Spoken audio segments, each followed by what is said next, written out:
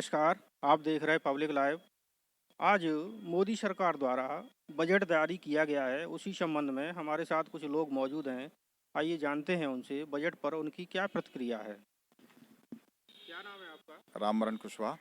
आज मोदी सरकार द्वारा जो बजट जारी किया गया है उसके बारे में क्या प्रतिक्रिया है आपकी? मोदी सरकार का जो बजट आज आया है उसका सर्वप्रथम हम स्वागत करते हैं। यह बजट भारत को समृद्धशाली बनाने में मील का पत्थर साबित होगा। मोदी सरकार ने एक देश को स्वस्थ बनाने के लिए स्वास्थ्य पर सर्वप्रथम अतिरिक्त बजट पेश किया है। हर जिले में मेडिकल कॉलेज और भारत को मैन्युफैक्चर हब बनाने का पुरजोर किया है। इसलिए यह बजट भारत को समृद्धशाली बनाएगा। समाजवादी पार्टी के कुछ कार्यकर्ता मौजूद हैं, बजट पर उनकी राय जानते हैं। क्या नाम है आपका? अरविंद कुमार यादव। आज जो मोदी सरकार द्वारा बजट जारी हुआ है उसके बारे में क्या कहेंगे? बजट तो एक फॉर्मेलिटी है। इस बजट में कोई ऐसा नया नहीं है जो कहने लायक हो। शर्मसार कर दिया पूरे हिंदुस्तान को। इसमें बजट में ना तो किसानों के लिए कुछ है, ना छात्रों के लिए कुछ है, ना शिक्षकों के लिए कुछ है, ना मजदूरों के लिए कुछ है, ना महिलाओं के लिए कुछ है। यानी कि जो वो आशा रहित है, जिससे कोई आशा नहीं की जा सकती। जब से देश आज़ाद हुआ है उसमें सबसे ज़्यादा घटिया बजट है। उद्योगपतियों को की जो जेब भरने वाला ये बजट माना जा रहा है और इससे जो है आम जनमानस बहुत बुरी तरह हताश है। क्या नाम है आपका? देवेंद्र सिंह चौहान। आज मोदी सरकार द्वारा जो बजट जारी किया गया है उस पर क्या प्रतिक्रिया रखें? आज जो बजट हमारी वित्त मंत्री श्रीमती निर्मला सीतारमण जी ने जो प्रस्तुत किया है उसमें सभी क्षेत्रों को ध्यान में रखते हुए, चाहे वो रक्षा हो, चाहे स्वास्थ्य हो, चाहे शिक्षा हो या किसानों की हो, हर क्षेत्र को उन्होंने ध्यान रखते हुए बहुत अच्छा बजट पेश किया है। रक्षा क्षेत्र की हमें इसलिए अति आवश्यकता है कि हम देख रहे हैं दिनों दिन चीन काफ़ी आक्रामक होता जा रहा है। उसको देखते हुए रक्षा सौदे मोदी सरकार पहले से ही करती आ रही है और उन्होंने इसको रक्षा सौदों को अपने आत्मनिर्भर भारत के तहत कि जितना ज़्यादा से ज़्यादा हो वो रक्षा सामग्री अपने भारत में ही बने, जिससे हमें दिक्कत ना हो। इसी तरीके से शिक्षा को लेके जो शिक्षा की जो अभी तक सैनिक स्कूल हम उंगलियों पर गिनते थे, कोई सैनिक स्कूल 6 बताता था, कोई मिलिट्री स्कूल 22-23 बताता था।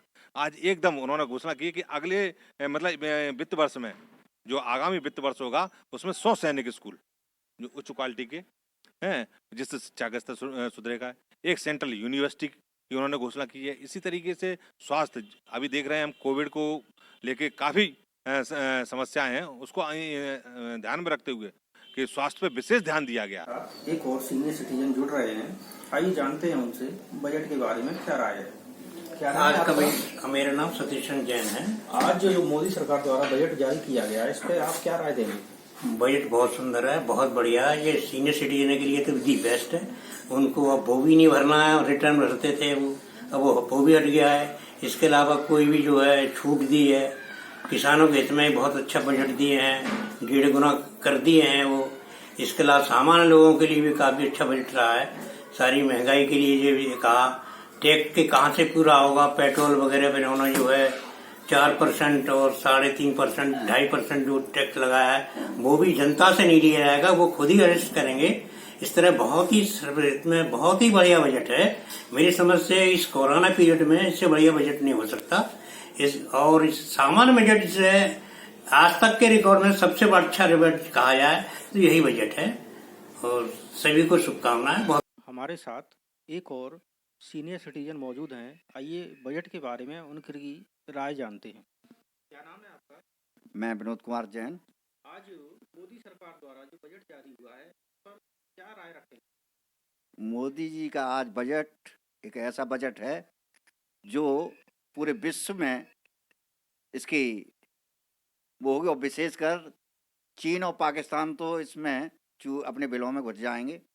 आज का बजट एक ऐतिहासिक बजट है जिसमें उन्होंने मिलिट्री स्कूल और आदिवासी क्षेत्रों में सीनियर सिटीजन के लिए, महिलाओं के लिए, एक आम जनता के आत्मनिर्भर बनाने के लिए एक सराहनीय कदम है। और विशेषकर किसानों के लिए, जो किसान भ्रमित थे किन्हीं कारणों से, आज उन्हें सत्यता का आभास हो गया, वो होना चाहिए और वो निश्चय ही इस बजट से उनको लाभान्वित होंगे और उनकी सोच बदलेगी। नमस्कार सभी को। मैं Uttar Pradesh Ratna engineer Anshuman Pratap Singh, startup mentor, business coach और लीडरशिप कंसल्टेंट। जैसा कि आप सभी जानते हैं कि आज वित्त मंत्री निर्मला सीतारमण जी के द्वारा पहला पेपरलेस बजट पास किया गया संसद में। और आज का जो बजट है ये भारत को आत्मनिर्भर की तरफ बढ़ाने के लिए एक कदम है। सभी वर्गों को इसमें ध्यान दिया गया है। महिलाओं के लिए बहुत सारी योजनाएं हैं, युवाओं के लिए योजनाएं हैं, हर क्षेत्र को इसमें फोकस किया गया है। आने वाले समय में देश की अर्थव्यवस्था को बदलने में यह बजट मील का पत्थर साबित होगा। किसानों पर बहुत ज्यादा ध्यान दिया गया है। स्वामित्व योजना के जरिए बहुत सारे किसान लाभान्वित होंगे आने वाले समय में। ई नैम योजना के जरिए लगभग 1000 मंडियों का गठन किया जाएगा।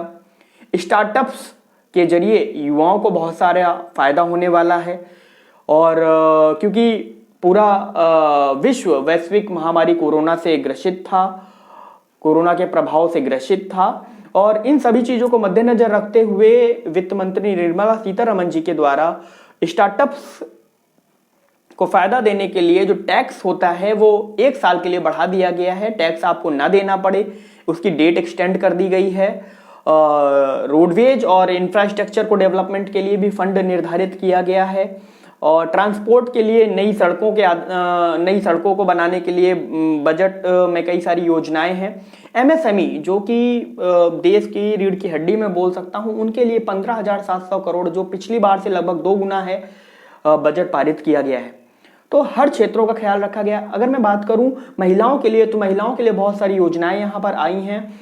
असम और वेस्ट बंगाल की महिलाओं के लिए भी बहुत सारी योजनाएं दी गई, क्योंकि वहां पर चाय के लिए बहुत सारी महिलाएं प्रतिदिन काम करती हैं, चाय के बागानों में काम करती हैं। उनके लिए एक अलग से स्कीम लेकर आए हैं। तो इन शॉर्ट यह बजट आने वाले समय में देश की अर्थव्यवस्था को बदलने में एक मील का पत्थर साबित होगा। और बाकी जानकारी आप तो देख ही रहे होंगे। तो इस बजट के लिए मैं देश की यशस्वी प्रधानमंत्री श्री नरेंद्र मोदी जी और देश की वित्त मंत्री निर्मला सीतारमण जी को बहुत बहुत धन्यवाद देना चाहूंगा कि यह बजट आत्मनिर्भर भारत की तरफ एक मील का पत्थर साबित होगा। धन्यवाद आप सभी का। मैं हरि गोपाल मौर्य, जिला सलाहकार जन अधिकार पार्टी अम्बेडकर नगर। आज जो संसद में बजट पेश किया गया उसकी मैं कड़ी प्रतिक्रिया व्यक्त करता हूं। ये बजट पूर्णतः जुमलेबाज बजट है। इस बजट में मध्यम वर्गीय परिवार के लिए कोई जगह नहीं है। जब सरकार का खजाना खाली है तो सरकार जो बजट का प्राविधान किया हुआ है उस बजट को कैसे पूरा करेगी। इसलिए यह बजट पूर्णतः जुमलेबाज बजट है। और पश्चिम बंगाल में चुनाव होने जा रहा है और उस चुनाव की दृष्टि से ये चुनावी बजट है। इसलिए मैं इस बजट पर अपनी कड़ी प्रतिक्रिया व्यक्त करता हूं। धन्यवाद। आज सरकार का बजट पारित हुआ और उसको देखने से ऐसा लगा कि फिर से सरकार द्वारा जो पूंजीपति हैं और जो निजीकरण में सारी चीजें जा रही हैं उसी के पक्ष में ये दिखाई पड़ा। जो हमारा डीए को फ्रीज किया गया था सरकार द्वारा, जिन लोगों ने पूरे कोरोना काल में काफी मेहनत से पूरे प्रदेश को और देश को संभाला और पूरी व्यवस्थाओं को ठीक किया, चाहे आपकी व्यवस्थाएं दूसरी रही हों या आपकी व्यवस्थाएं स्वास्थ्य की रही हों, सब में बढ़ चढ़ कर हिस्सेदारी की। उनके डीए को समाप्त करने के बाद उसको न देने की मन बनाया, वो भी इसमें दिखाई पड़ा। पुरानी पेंशन व्यवस्था पर कोई भी किसी ने बोलने का प्रयास नहीं किया और तमाम सारे भत्ते जो हमारे काटे गए हैं उन पर भी कोई प्रयास नहीं हुआ। फिर से यही लगा कि इनकम टैक्स में भी हमें लगता था कि कुछ इसमें छूट नहीं दी जाएगी हम लोगों को। तो जहां एक तरफ ये कहते हैं कि हम सबका विकास सबका साथ की बात करेंगे, वहां ऐसा कहीं भी दिखाई नहीं पड़ा। और फिर से बड़े बड़े घरानों या कॉमर्शियल घरानों के ऊपर ही ये पूरा बजट केंद्रित है और उन्हीं को लाभ देने के लिए दिखाई पड़ा।